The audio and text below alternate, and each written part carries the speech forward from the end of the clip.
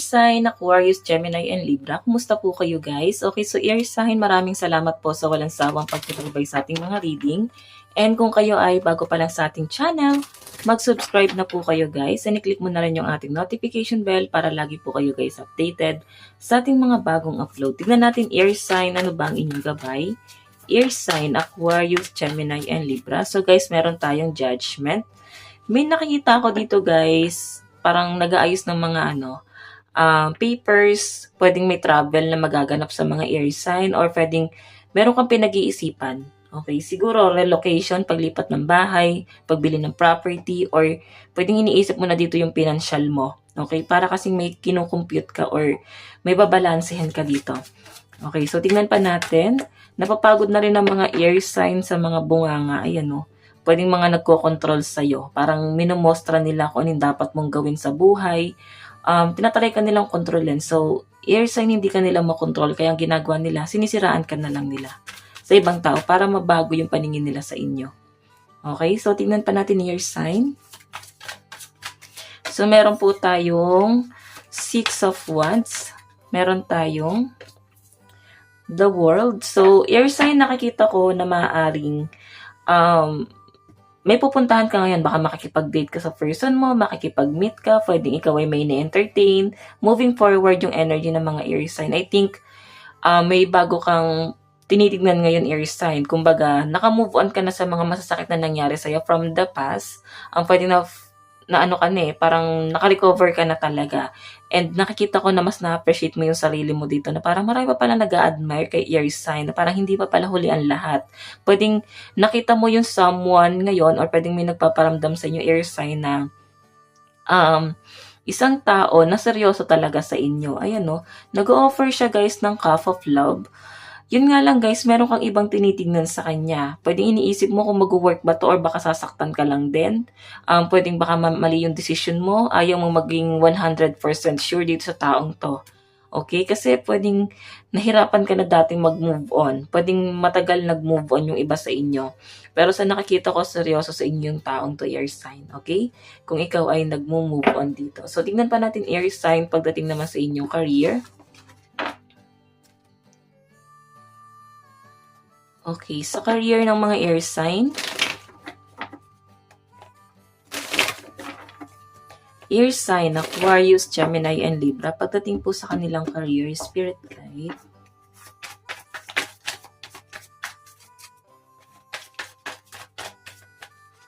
Meron tayong 10 of Swords.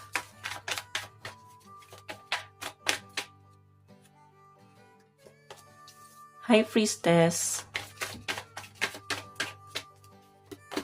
So, air sign, nahihirapan ka na. Para bang nauubusan ka na ng nalalaman pagdating sa trabaho mo. Parang lahat na ginawa mo.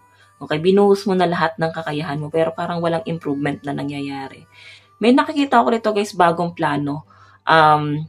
Mga bagong idea, lalo na pagdating sa inyong pagkakitaan. Pwedeng sa business, sa career.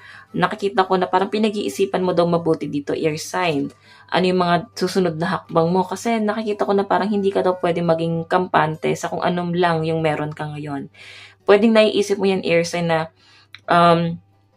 mas iniisip mo dito yung stability. Okay? Ngayon, parang gusto mo lang munang mag-enjoy, i-release lahat ng stress, pwedeng may distraction, hindi ka ganun makapag-focus, puro sama ng loob ang nararamdaman mo at naya-apply mo sa trabaho mo yan, guys. Okay? Hindi ka makapagtrabaho hindi ka makapag-focus kasi high priestess, so lahat ginagawa mo para wag na masyadong ma-stress. Okay? Pero talagang yung stress yung sumusunod sa'yo, guys. Ayan, no? Pagod na ang isip ng mga air sign. So, tingnan pa natin guys. Parang nag-iisip ka dito ng plano kung paano mo babaguhin yung yung pera mo, kung paano siya lalago pa. Okay? Alam mo, air sign, ang nakikita ko dito, puro plano. Kailangan mo na ng hakbang. Kailan ka pa mapapagod ng ganito? Kailan ka pa mag-iisip? Tingnan mo, pinapagana mo yung isip mo sa pinapakita sa akin, pero na-stuck ka. Bahagya ka lang humahakbang. Natatakot ka sigurong magkaroon ng pagkakamali kasi nangyari na sa'yo before. Okay, so tingnan natin guys. Pagdating naman sa yung Kaperahan, air sign.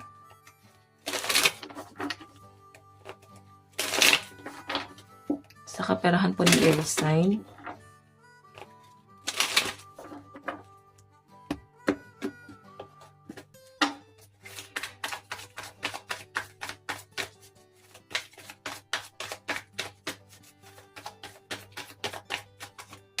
Meron po tayong Wheel of Fortune. So, may pagbabago talagang mangyayari dito, guys.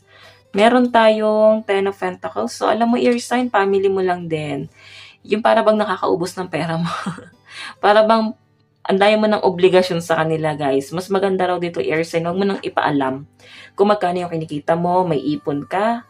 Kasi wala kang privacy, guys. Tingnan mo, pag may nalalaman sa inyo, guys, nagiging kampante sila, hingi sila lang hingi. Hindi nila naiisip kung gaano mo kahirap iniipon yung pera mo. Kung ano yung hirap na pinagdadaanan mo para kitain yung pera. Ikaw kasi binavalue mo.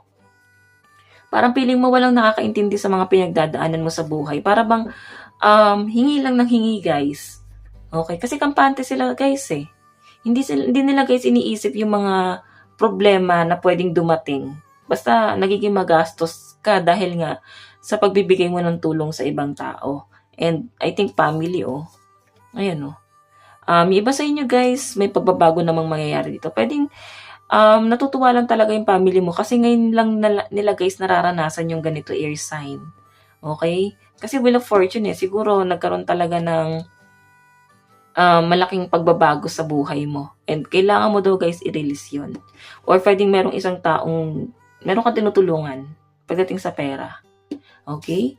So, tingnan natin, guys, pagdating naman sa yung love life.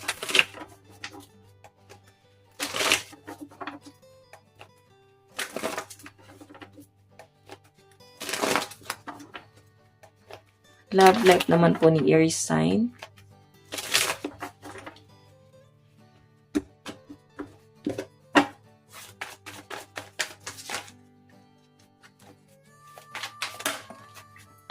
Meron po tayong Six of Swords. Meron po tayong Emperor. And Ace of Wands. May nakikita ko rito, air sign, na okay naman yung relationship niya ng person mo. Mahal na mahal ka ng person mo. Pero ikaw yung parang nababahala. Nag-worry para sa kanya. Parang hindi mo totally maibigay yung buong ikaw sa kanya kasi may mga doubt ka. Pwedeng may mga conflict kasi. Okay? Parang may adjustment or pwedeng may parang changes na mangyayari, lalo na pagdating sa love life mo. Kung ano man yung changes na to air sign, pwedeng sumusubok ka or susugal ka. Okay? Ayan, may relocation. Pwede nagpaplano na yung iba sa inyo na mayroon ka nang iiwan. Kasi susugal ka para sa taong to. Okay? Ayan, nadala-dala mo yung mga bagahe mo. Nakikita ko na sa kabila ng mga kalungkutan at struggle ng mga air sign, nakikita mo itong someone na to, natutulungan ka or makakatulong sa inyo. Hinahabol-habol ka niya eh. Okay? Hindi ka niya hinahabol dahil may say ka sa buhay, may pera ka or what. Hindi niya yan, guys, tinitingnan. I think masaya siya sa feeling mo. Or pwedeng kung may pera itong person na to, guys, nakikita ko na may pera ka rin naman. So parang kung magsasama kayong dalawa air sign, parang magiging okay. Okay, magkakaroon kayo ng stability. Kasi siya, guys, matalino yung person mo, marunong siya mag-manage. And ikaw naman, magaling ka sa business, I think. Okay? So, tingnan natin, advice.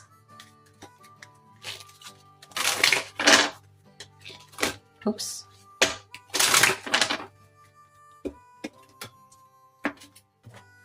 Advice ng mga air sign. Meron po tayong empowerment. Diba? Napakalakas ng loob ng mga air sign. I think natuto ka na lang din sa mga pinagdaanan mo sa buhay. Meron tayong remembrance. Okay, so guys, ayan meron ka mga inaalala. I think parang nag-worry ka doon. Nangyari na siya sa past.